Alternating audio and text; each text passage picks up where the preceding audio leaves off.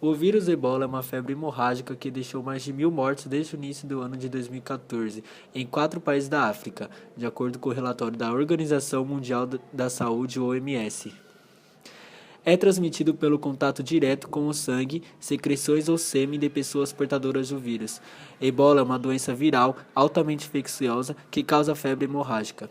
É causada por 3 a 5 espécies dentro do gênero. 2 espécies são capazes de infectar seres humanos, mas não parecem causar a doença. Os outros 3 podem causar graus variáveis da doença. O vírus Ebola Zaire é a estirpe mais mortal e tem sido identificada como a causa do surto.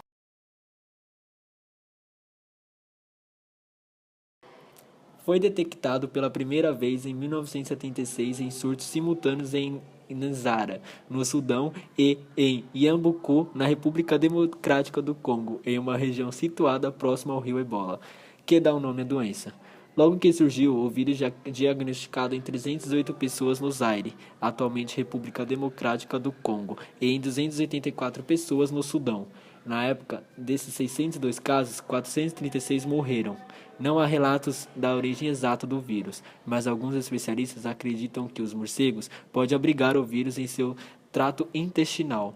Provavelmente, os primeiros seres humanos infectados e que espalharam a doença caçaram e comeram um animal infectado. O surto atual tem a particularidade de ter se iniciado na Guiné, que nunca tinha registrado um caso antes, e de estar se espalhando por áreas urbanas. De Nizikor, uma área rural no sudeste da Guiné, o vírus chegou à capital Conakry e aos países vizinhos, Libéria e Serra Leoa. O homem que viajou de avião entre Libéria e Lagos, em julho foi mantido em quarentena ao desembarcar e depois morreu por causa do ebola, o primeiro caso na Nigéria. Um dos médicos que trataram foi infectado e 8 pessoas com quem ele teve contato ficaram em isolamento. A organização Médicos Sem Fronteiras, MSF, qualifica o surto de sem precedentes, pois os casos se distribuem por áreas separadas por centenas de quilômetros na Guiné. A ONG diz que a tarefa de acompanhar pessoas que tiveram contato com pacientes de ebola é uma corrida contra o relógio.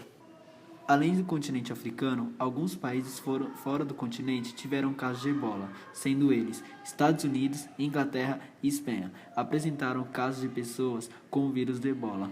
Estados Unidos teve 4 casos e 1 morte. Espanha, 1 caso e nenhuma morte. Já a Inglaterra, 1 caso e nenhuma morte. É importante notarmos o número de casos nesses países e compararmos com alguns países do continente africano. Por exemplo, olhando neste gráfico, rapidamente percebemos que o número de casos dos Estados Unidos, comparados a alguns dos países africanos, são bem desfavorecidos em relação aos casos e às mortes. Vocês devem estar se perguntando por que os Estados Unidos o vírus não se alastrou tanto quanto os países do continente africano. Podemos responder essa pergunta através da comparação desses países com a questão do desenvolvimento e do subdesenvolvimento, ou seja, o ebola não se alastrou pelos Estados Unidos por ser um país desenvolvido, sendo assim, apresentam grandes avanços tecnológicos, um forte investimento no ramo da saúde e apresentam um alto IDH, Índice de Desenvolvimento Humano. O mesmo acontece para a Inglaterra e Espanha. Isso faz com que o vírus ebola não cresça tanto, como cresceu nos países do continente africano, cujos são países com péssimas condições de vida, apresentando IDH muito baixo. A fome ainda persiste para grande parte da população.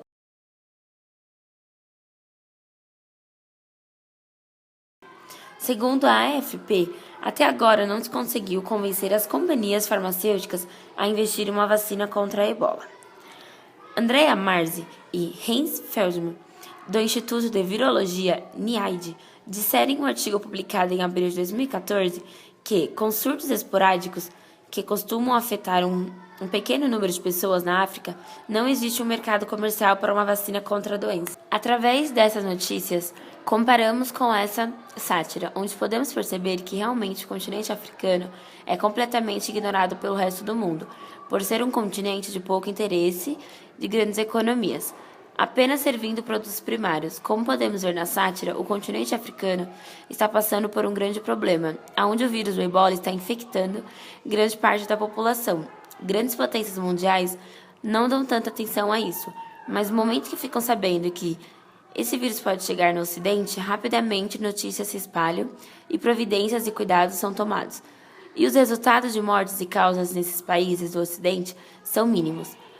Nessa outra sátira, podemos entender também que existe aí ainda um preconceito ao negro, onde as notícias só foram realmente divulgadas quando houve alguns casos no Ocidente, onde os brancos são aqueles que possuem uma atenção maior, enquanto o negro, em maior número, morre por causa do vírus. Além do devastador impacto humano, a epidemia do vírus Ebola, que já matou mais de 1,3 mil pessoas na África Ocidental, também afeta a economia dos países atingidos. Guiné, Libéria e Serra Leoa, os focos do surto, são 3 países pobres da região, cuja situação piorou com o avanço da doença. Serra Leoa e Libéria enfrentaram sangrentas guerras civis e conseguiram reconstruir suas economias.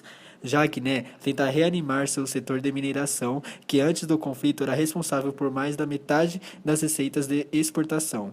Há temores de que todos esses avanços estejam sob ameaça e que a pobreza generalizada possa levar ao aumento da criminalidade. Os efeitos já começam a ser sentidos.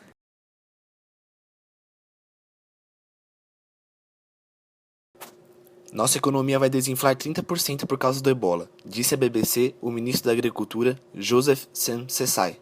O setor agrícola é o mais afetado porque a maioria da população de Serra Leoa, cerca de 66%, é de agricultores, afirmou. 12 dos 13 distritos de Serra Leoa foram afetados pelo Ebola, embora o epicentro esteja na província oriental, perto da fronteira com a Libéria e a Guiné. Bloqueios de estradas, operados por policiais e soldados, impedem o movimento de agricultores e trabalhadores e o fornecimento de mercadorias. Nós estamos definitivamente esperando um efeito devastador, não só na disponibilidade e capacidade de trabalho, mas também em termos de fazendas sendo abandonadas por pessoas fugindo dos epicentros e indo para áreas que não têm a doença, disse Sesay. O coordenador-chefe do Programa das Nações Unidas para o Desenvolvimento, PNUD, David McLaren-Carr, reconheceu que a agricultura em Serra Leoa está de joelhos. Nós estamos definitivamente esperando um efeito devastador, não só na disponibilidade e capacidade de trabalho, mas também em termos de fazendas sendo abandonadas por pessoas fugindo dos epicentros e indo para áreas que não têm doença, disse Sesay. O coordenador-chefe do Programa das Nações Unidas para o Desenvolvimento, PNUD, David McLaren-Carr, reconheceu que a agricultura em Serra Leoa está de joelhos. Nós estamos entrando na temporada de plantio, o que significa que grande parte da agricultura não está acontecendo. No final, isso resultará na falta de alimentos e preço sobre o preço dos alimentos. Estamos começando a ver a alta da inflação, preço sobre a moeda nacional e escassez de moeda estrangeira. Apesar disso, ele acredita que os bloqueios nas estradas são cruciais para conter o surto. Bancos comerciais reduziram o horário de funcionamento por 2 horas para reduzir o contato com clientes, e a indústria do turismo do país teve um forte impacto. Alguns hotéis estavam vazios e demitindo funcionários. Na Guiné e na Libéria, as previsões econômicas são menos catastróficas, mas ainda preocupantes. O Banco Mundial disse esperar que o crescimento do PIB na Guiné diminua 4,5% para 3,5% neste ano. Na Libéria, a previsão de crescimento da economia era de 5,9% para este ano, mas o ministro de Finanças, Amara Koné, disse que a estimativa não é mais realista, devido à desaceleração dos setores de transportes e serviços e à retirada dos trabalhadores estrangeiros. O fechamento das fronteiras na África Ocidental e a suspensão dos voos também tem efeito negativo sobre o comércio, o que limita a capacidade dos países para exportar e importar produtos. A maior siderúrgica do mundo, a ArcelorMittal, suspendeu o trabalho em suas minas de minério de ferro na Libéria após alguns de seus funcionários terem sido retirados.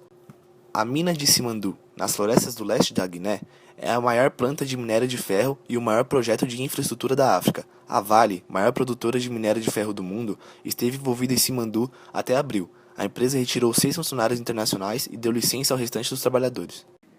Países como Estados Unidos, Espanha e Inglaterra não tiveram nenhuma mudança nas suas economias, mas sim algumas mudanças feitas pelo governo, como por exemplo, uma forte segurança em aeroportos com detectores para que nenhuma pessoa contaminada entrou no país, pessoas infectadas ficaram em quarentena para a prevenção de riscos maiores como a contaminação da população. O surto do Ebola na África pode ser considerado um bom exemplo da grande diferença de um continente subdesenvolvido com um desenvolvido. Percebemos que no continente africano o vírus se alastrou, rapidamente atingindo grande parte da população, por não apresentar um forte investimento na medicina, envolvendo médicos de qualidade, equipamentos e remédios.